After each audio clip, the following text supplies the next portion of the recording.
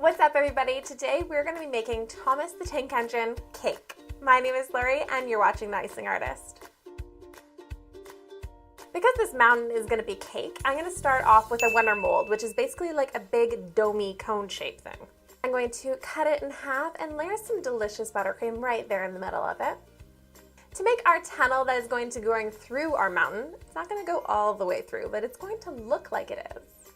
I cut out like a little arc using a knife, and then I kind of spooned out some of the cake to kind of dig it out into like a little bit of a tunnel. You would think that the cake might collapse into the tunnel, but it doesn't. It actually kind of held its shape.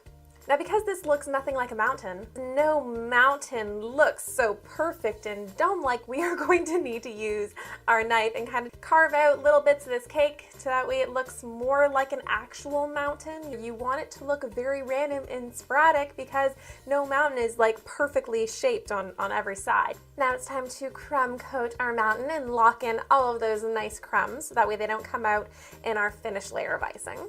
Even though it's a mountain, it's gonna look rough. We don't need it to look like a crummy mountain. Oh, that's not even funny. And then I'm gonna ice the inside of that tunnel so that way it looks like just the tunnel going all the way through the mountain. Only you and I will know the difference.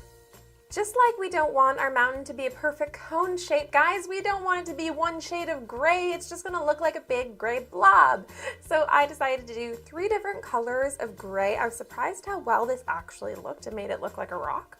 But I just kind of blobbed on the 3 different shades, going all the way around the mountain, just so they were kind of randomly blobs, so don't make them dots. You don't want them to be all looking the same. And of course, for all the recipes that I'm using in this video, I will leave a link right here for you guys. Alright, now is time for the magic. So I'm going to go in with my offset spatula and literally spatula it and just kind of smooth it out roughly, but you're not actually smoothing all the colors together because otherwise they're going to look too blended. You want to roughly mix them. I'm just going to use a piece of paper towel. You guys can also use parchment paper if you'd like. I'm just going to roughly smooth this out. You know, again, you don't want it to be perfectly smooth. It's a mountain. I know we've been over this, so it's supposed to look rough. Now it is actually time for the best part of this cake. It is the most fun because you guys can go nuts with this and be so over the top creative. I'm going to start off by adding my grass all over my cake board, except where I want the river to go. So we are going to ice it in white.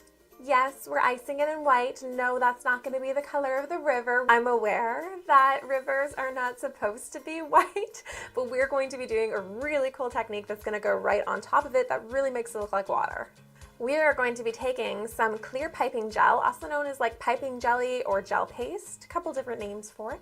I'm going to dye it blue, and then I'm going to lightly brush that over top of my buttercream.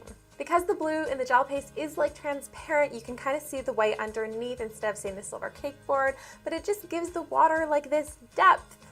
And of course, if you guys are not subscribed to the channel, don't forget to hit that subscribe button down below. We just hit 200,000 subscribers, which is absolutely crazy. And we'd love for you guys to help us reach 300,000. And of course, like we put out new videos every single week, so why not? Now I'm going to use my train to actually mark out where I want the tracks to go.